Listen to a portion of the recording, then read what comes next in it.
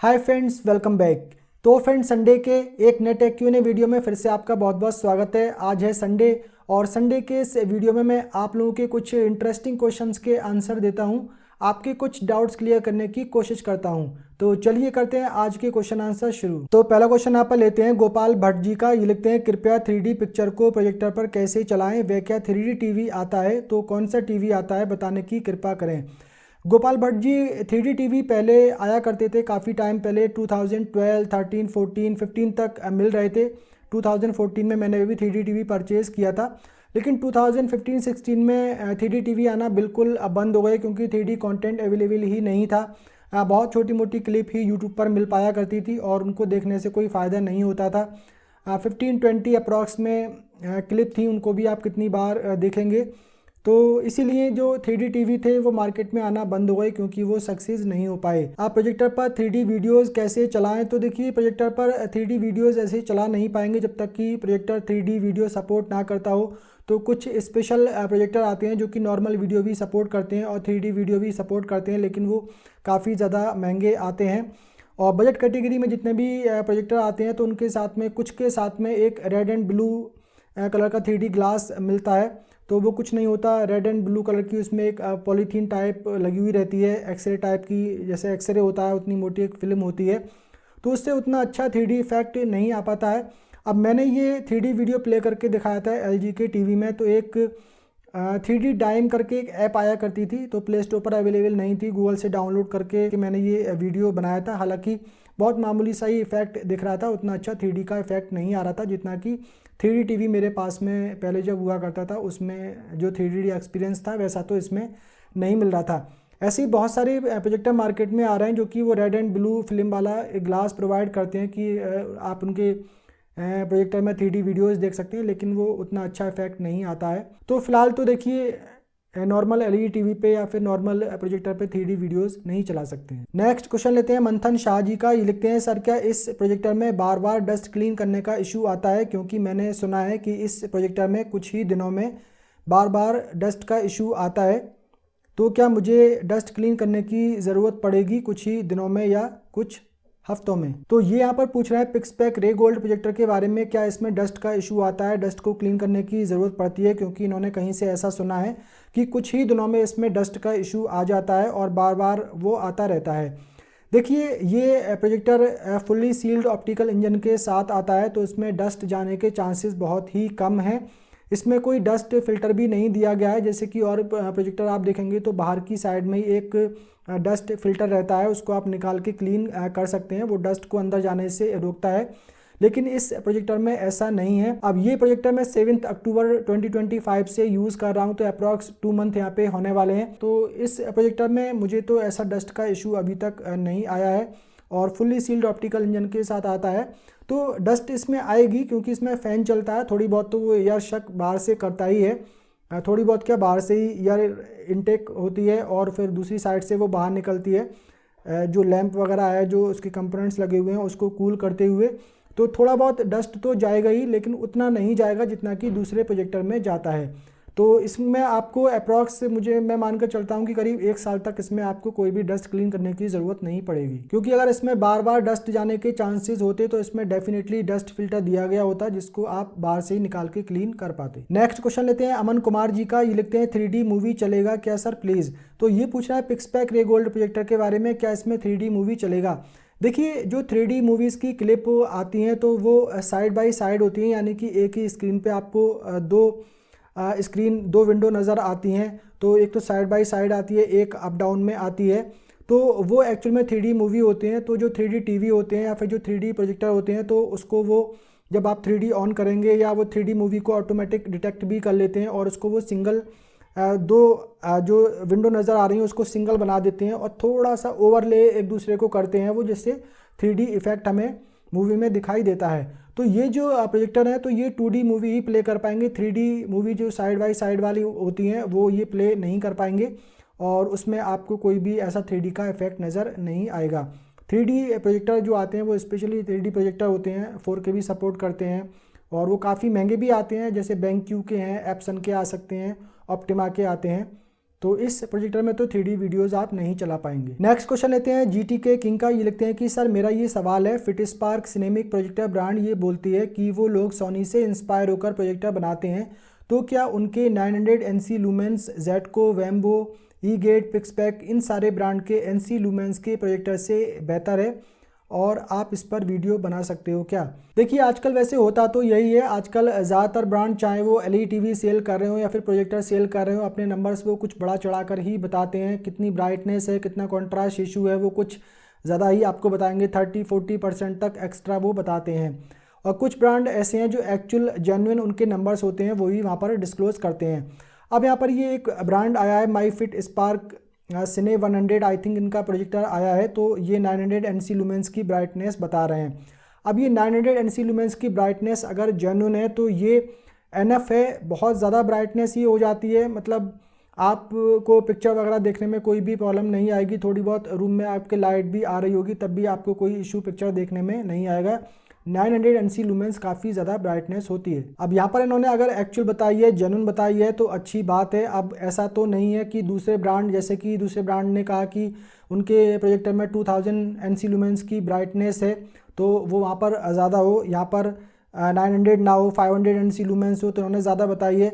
अब वो तो देखिए चेक करके ही पता लग पाएगा, अभी मैंने ये प्रोजेक्टर चेक नहीं करा है तो एक्चुअल में इनके जो नंबर्स हैं वो बता पाना मुश्किल है। बाकी रही बात कि सोनी से इंस्पायर होकर प्रोजेक्टर बनाते हैं, तो सोनी से क्यों इंस्पायर हुए मुझे पता नहीं है। आई थिंक सोनी सबसे बड़ा ब्रांड है, प्रीमियम ब्रांड है, तो उसी से ये इंस्पायर हो रहे होंगे। जैसे कि व्यू ने जब अपने टीवी लॉन्च किए थे तो व्यू अपने टीवी सोनी से और सैमसंग से कंपेयर किया करता था। आप और अभी आजकल देखेंगे तो व्यू के जो लॉन्च इवेंट होते हैं तो उसमें सोनी और सैमसंग के टीवी वहाँ पर रखे जाते हैं। तो अगर सोनी से इंस्पायर होकर सोनी जैसे कलर इनके प्रोजेक्टर में मिल रहे हैं तो अच्छी बात है। तो हो सकता है कि सोनी से इंस्पायर होकर उस जैसे इन्होंने करने की कोशिश की हो।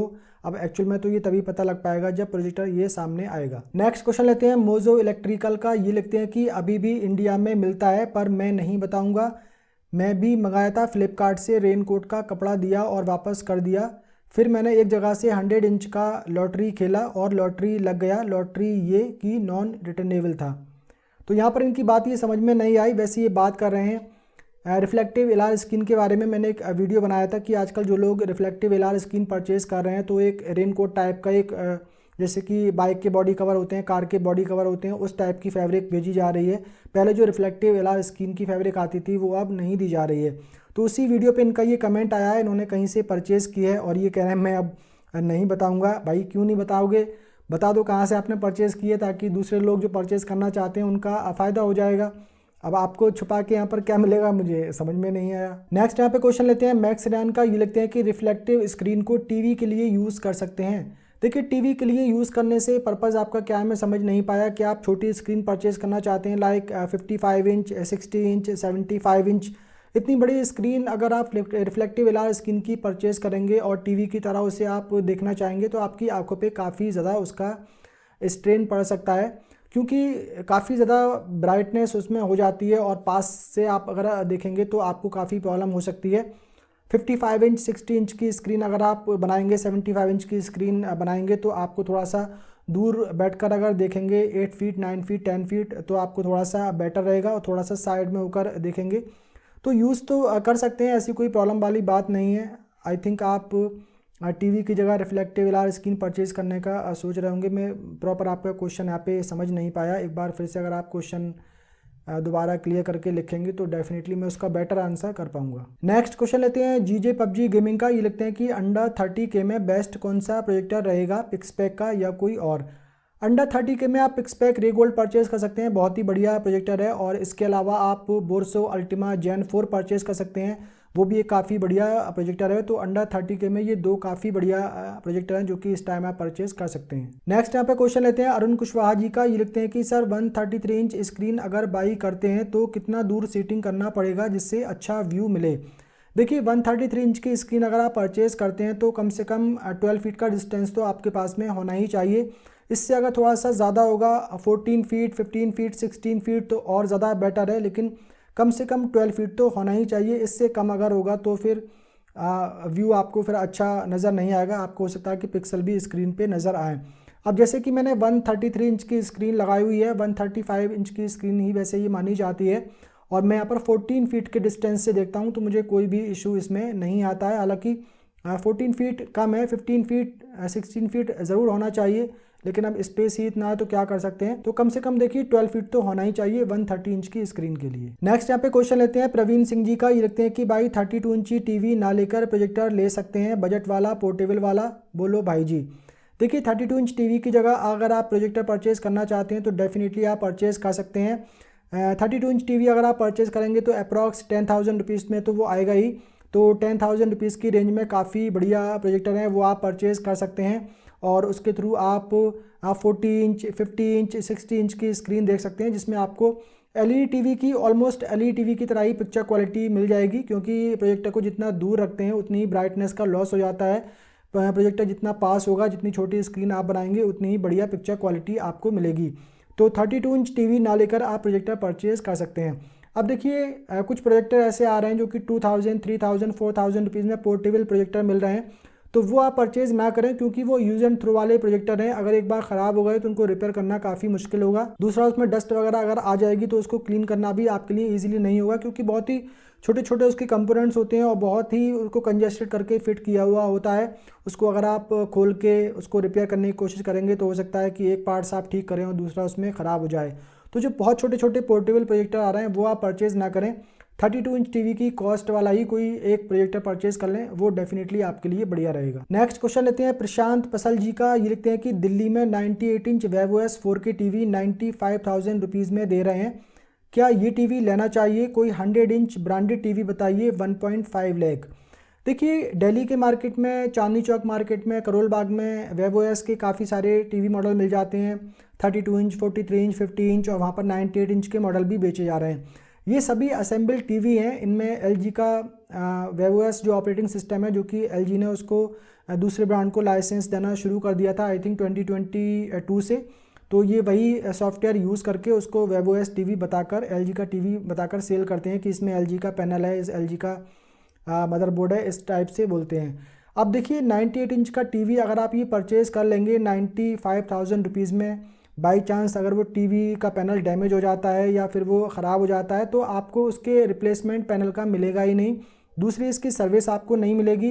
ये लोग बोलते हैं कि हम आपको सर्विस देंगे, ऑल ओवर इंडिया में सर्विस देंगे, लेकिन कहाँ से सर्विस देंगे? ये चांदनी चौक करोल बाग में सामान सेल कर रहे हैं, और हर जगह जो बड़े बड़े ब्रांड हैं, इतने प्रीमियम ब्रांड हैं, ऑल ओवर इंडिया में सेल कर रहे हैं। बहुत बड़ी मतलब नाम है, नामी ब्रांड कह सकते हैं उनको, लाइक व्यू है, हाईसेंस है, इन तक की सर्विस में प्रॉब्लम आ जाती है। थॉमसन है, TCL है।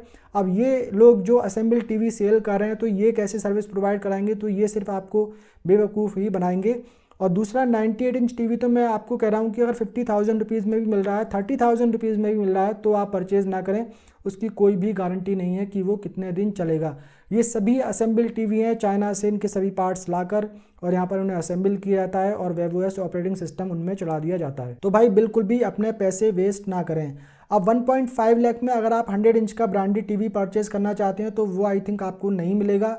हो सकता है कि एक दो के सब ब्रांड जो सेल कर रहे हैं उनका आपको मिल भी जाए, तो वो भी आप परचेज़ ना करें। 1.5 लाख रुपीज़ आप अपने बर्बाद ना करें। इतने प्राइस में आप एक अच्छा लेज़र प्रोजेक्टर परचेज़ कर सकते हैं और एक अच्छी स्क्रीन आप परचेज़ कर लें। उस पर आपको काफ़ी बढ़िया पिक्चर क्वालिटी मिलेगी।